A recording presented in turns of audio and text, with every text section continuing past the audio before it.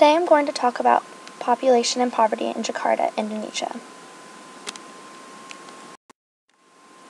Here's a quick picture of Jakarta's skyline.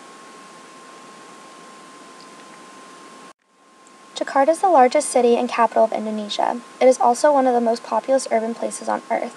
Jakarta is currently the largest city in Southeast Asia, and its metro area is so large it has its own name, Jabodetabek, with the initials of Jakarta, Bogor, Depok, Tangerang, and Bekasi. Jakarta is located on the coast of Java, with an estimated 2014 population of 10.2 million.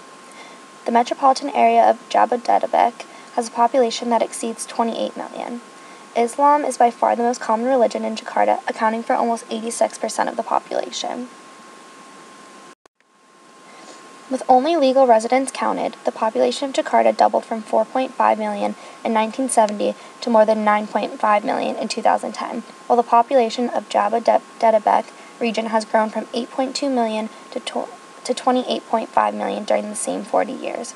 The growth rate for the area far exceeded government estimates as well as the national average, which was growth of 1% from 2000 to 2010, compared to the 3.6% rate of the Jakarta region.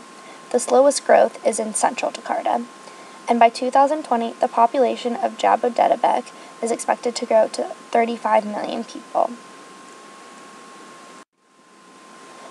Jakarta was designed to handle only 800,000 people when founded by the Dutch, although it is now home to up to 12 million people during the work week, with 250,000 new residents coming to the Jabodetabek region each year. Why is there so much growth in Indonesia? The population growth is thought to partially be due to the high Muslim population that has very high birth rates. These birth rates cannot be sustained, which is why there is an ever-growing poor population and a vast amount of slums. Overall in Indonesia, there are about 17.76 births per 1,000 people, compared to 6.28 deaths. There is 1.08 people lost to net migration, making total annual growth a rate of 1.04%. That seems like a small growth rate, but with a country of over 250 million people, that means significant population increase. Jakarta is now becoming starved for resources by its own population, which is ever growing. This has given rise to many slums without access to water, poor sanitation, lack of housing, and transportation issues. One of the slums is shown here in the picture to the right.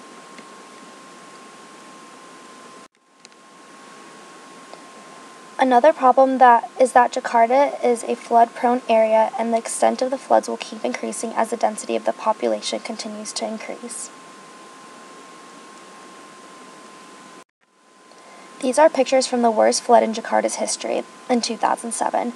It inundated 70% of the city, killed almost 60 people, and sent 450,000 people fleeing their homes for safety. Floods here are completely devastating, especially for people in slums. Economic inequality is a huge issue in Jakarta and is much higher than its official measurement.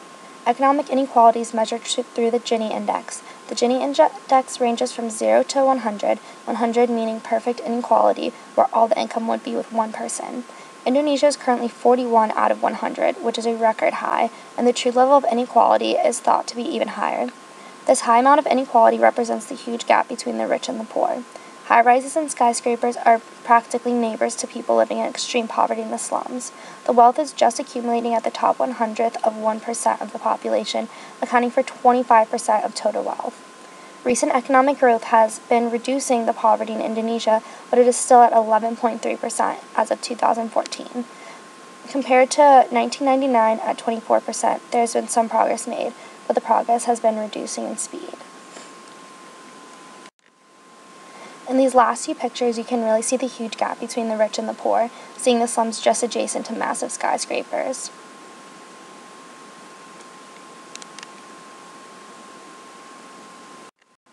Lastly, here is my works cited.